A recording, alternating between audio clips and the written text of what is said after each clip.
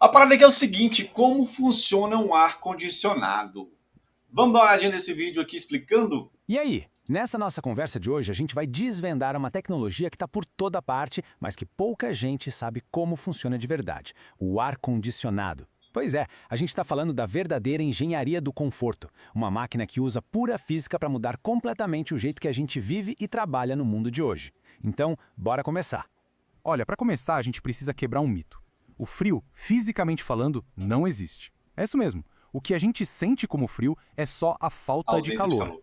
Um ar-condicionado não cria frio.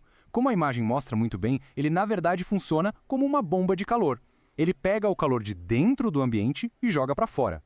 É basicamente uma máquina de transportar energia. E essa ideia de querer ficar mais fresquinho não é de hoje, viu? A busca por conforto térmico é uma história antiga, tão antiga quanto a civilização. O frio é tipo a escuridão, cara, né? O que existe é a ausência de luz. É a mesma coisa aqui, o mesmo conceito. Vamos dar uma olhada em como essa jornada começou muito, mas muito antes de existir eletricidade. Olha que legal, as civilizações antigas já manjavam muito de termodinâmica mesmo sem saber o nome. Lá no Egito, eles usavam potes de barro porosos com água. A água evaporava devagarinho pela parede do pote e pronto, ar mais fresco ao redor. Na antiga Pérsia, eles criaram as incríveis torres de vento que capturavam a brisa e a jogavam para dentro das casas. E os romanos ricos? Usavam seus aquedutos para fazer água fria circular por dentro das paredes. Tudo na base da inteligência, usando os mesmos princípios de hoje. Aí o jogo virou de verdade em 1902. E o mais curioso é que a invenção não tinha nada a ver com o nosso conforto. Um jovem engenheiro chamado Willis Carrier tinha uma missão: resolver um problema de umidade numa gráfica, porque o papel ondulava e estragava a impressão. A solução dele foi criar uma máquina que controlava a umidade e, de quebra, a temperatura. Sem querer, ele tinha acabado de inventar o ar-condicionado moderno. Uma invenção que saiu das fábricas, foi para os cinemas e finalmente chegou nas nossas casas. Tá, mas e aí? Qual é a mágica por trás da invenção do Carrier? Para entender como tudo funciona, a gente precisa conhecer dois segredinhos da física que são a base de todo esse processo. O primeiro segredo é bem simples. Pressão e temperatura de um gás andam de mãos dadas. Sabe quando você enche o pneu da bicicleta com uma bomba manual e ela esquenta? É exatamente isso. Comprimir um gás faz ele esquentar. E o contrário também é verdade. Quando um gás expande muito rápido, a temperatura dele despenca. Ele fica gelado. Guarde bem essa informação. Expansão é igual a resfriamento. Esse é o pulo do gato. O segundo segredo tem a ver com o nosso próprio corpo. É o mesmo princípio do suor. Para evaporar e sumir da nossa pele, o suor precisa roubar calor do nosso corpo. É por isso que a gente sente aquele alívio, aquele frescor. O ar-condicionado usa exatamente essa ideia. Para uma substância passar do estado líquido para o gasoso, ela obrigatoriamente precisa absorver um monte de calor de tudo que tiver em volta. Ok, a gente já tem os dois princípios físicos na mão, né? A relação da pressão com a temperatura e o truque da evaporação. Agora vamos juntar as peças do quebra-cabeça e ver como isso vira uma máquina. E para isso vou usar uma analogia que todo mundo vai entender. Pensa num desodorante spray. É, sério. A analogia é simplesmente perfeita como a gente vê aqui.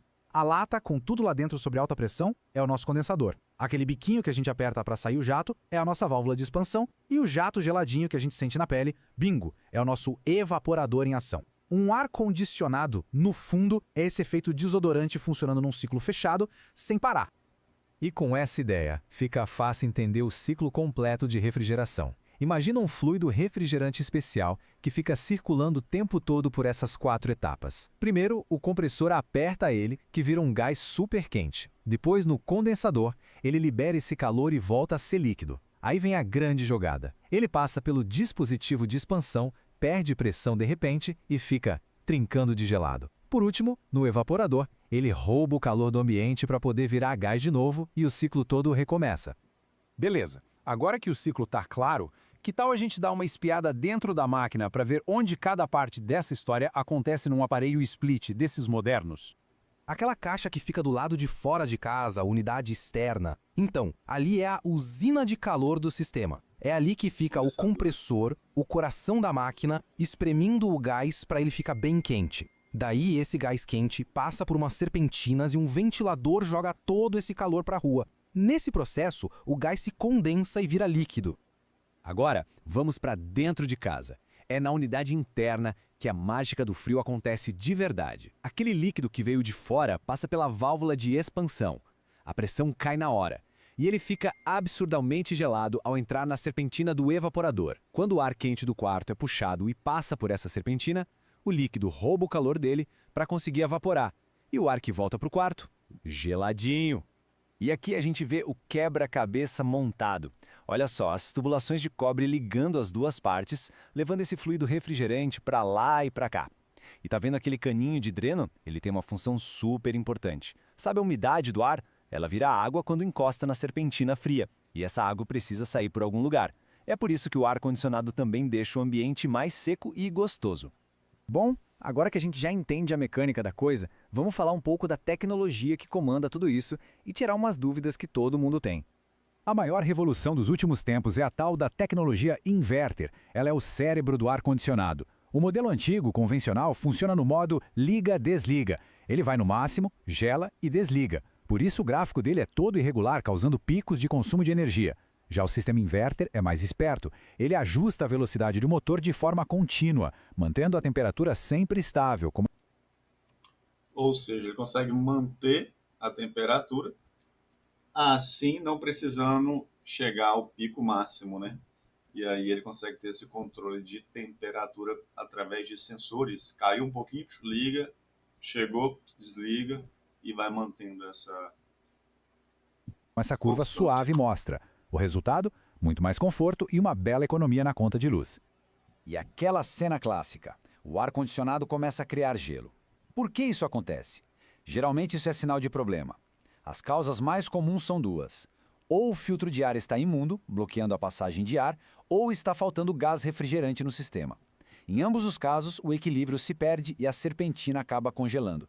Outra dúvida comum: qual é a diferença entre watts e BTU? É mais simples do que parece. Pensa assim: watts mede o consumo de energia elétrica, ou seja, o quanto ele bebe da tomada. É o que vai pesar na conta de luz.